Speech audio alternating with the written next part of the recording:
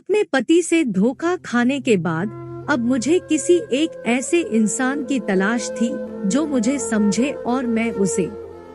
मुझे बस एक ही इंसान चाहिए था जो मेरा हो, मेरी केयर करे।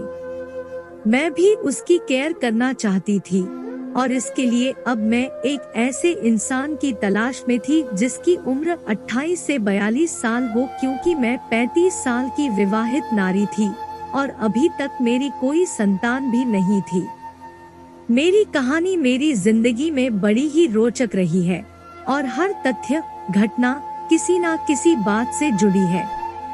मेरा पति मेरे ही संग की औरतों के साथ फ्लर्ट करता रहा, जिसका मुझे उन्होंने भी नहीं बताया, और मेरे संग की वो औरतों भी किसी से कम नहीं थी। उन्हें भी उसके साथ रंगरलियां मनाने में मजा आ रहा था। जब मुझे ये बात पता चली तो मैंने खुद ही अपने संग की औरतों पर नजरें रखनी शुरू कर दी। बात उस समय की है जब मैं और मेरे पति के बीच बहुत प्यार हुआ करता था। हम दोनों की लव मैरिज थी और हम दोनों एक दूसरे से पूरे खुले थे, दिल में कुछ नहीं रखते थे और एक दूसरे को सब कुछ बता देते थे। शायद इसी कारण हम दोनों के बीच इतना प्यार था। हम दोनों एक दूसरे के दिल की आवाज सुन सकते थे। हम दोनों अलग अलग कंपनी में काम करते थे। एक अच्छी बात हम दोनों की थी कि मेरे पति को खाना बनाना भी आता था। तो अगर किसी दिन मेरा खाना बनाने का मूड नहीं होता तो उस दिन वो रसोई संभाल लेते।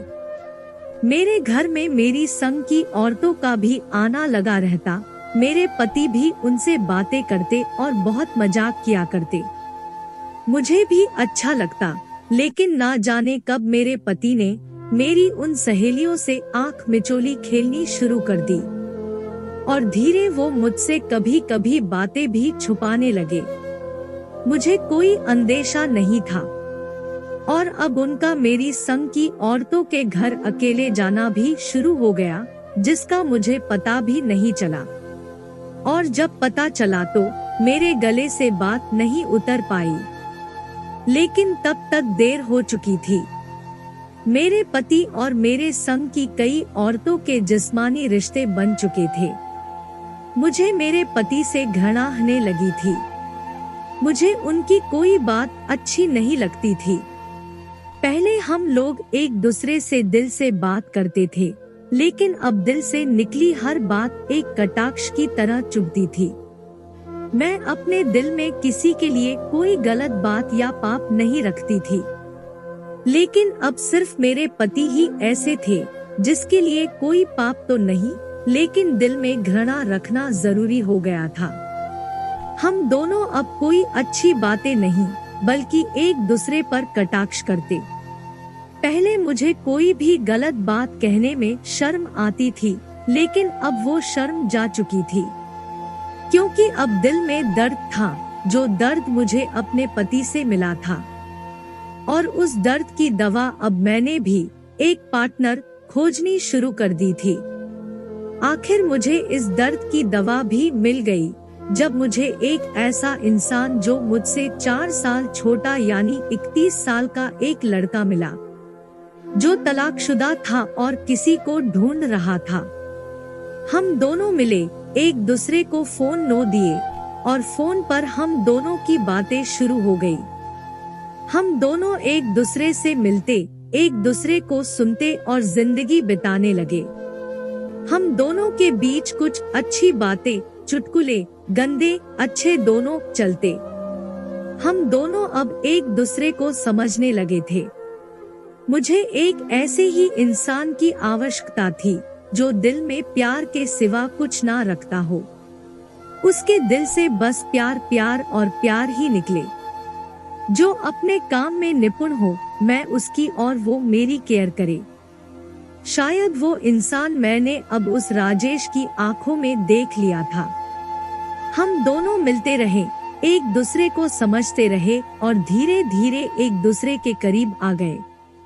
हम दोनों अब इतने करीब आ गए थे कि एक दूसरे को देखे बिना जीना मुश्किल होने लगा, लेकिन हम दोनों कुछ नहीं कर सकते थे।